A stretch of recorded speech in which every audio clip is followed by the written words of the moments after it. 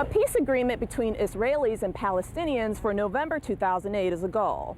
Today, President Bush admitted this may be difficult, but not impossible. For ABC News in Annapolis, Maryland, I'm Melanie Morris. With gas prices on the rise, people are looking for alternative means of transportation. These top stories are also making the news at noon in New England. The Ugandan dignitary will see Secretary of State Condoleezza Rice later today at the White House. For families and friends who lost loved ones, this is more than just a granite wall, but a place for reflection and healing. October marks the 5th anniversary of the D.C. sniper shootings that left 10 dead over a 23-day period. John Allen Muhammad's ex-wife Mildred still believes she was the intended target from the beginning. In Washington, I'm Melanie Morris reporting. This monument, known as To Lift a Nation, recreates the famous photo of 3 firefighters raising the American flag after the 9/11 terrorist attacks.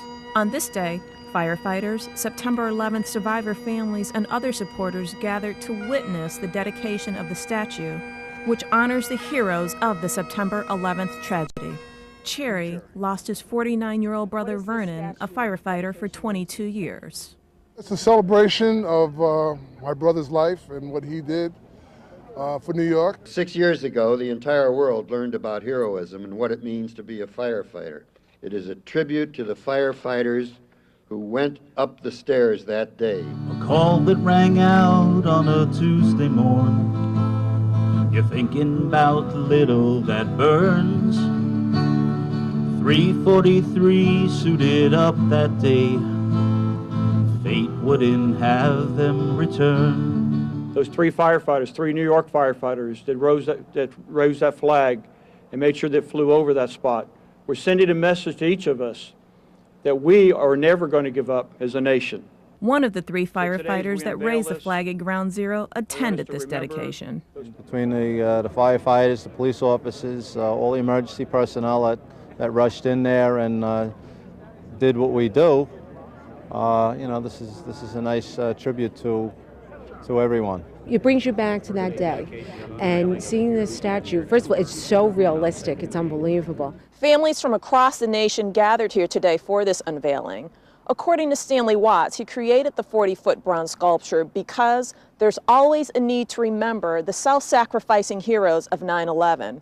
For ABC News in Emmitsburg, Maryland, I'm Melanie Morris. Dr. Donald Gajewski wants to see all of his patients on the move again.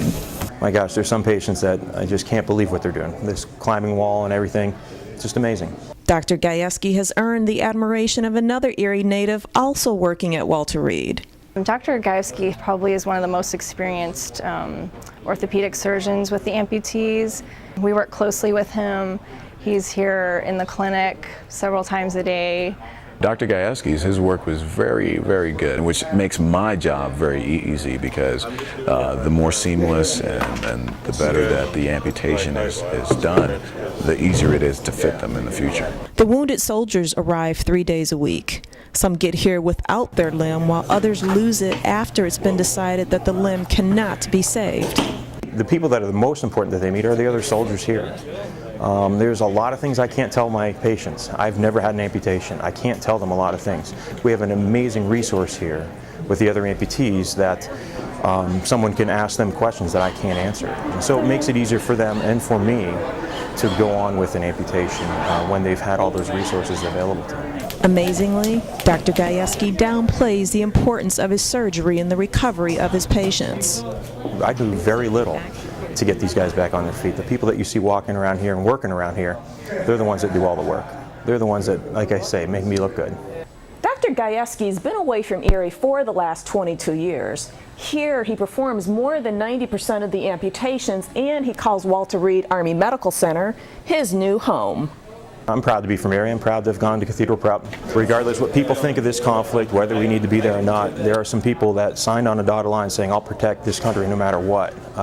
I'm fortunate enough, I'm lucky enough to get to meet those people every day. And I can't tell you what a feeling that is. It doesn't matter if you're from Erie. It doesn't matter where you're from. That's an amazing feeling.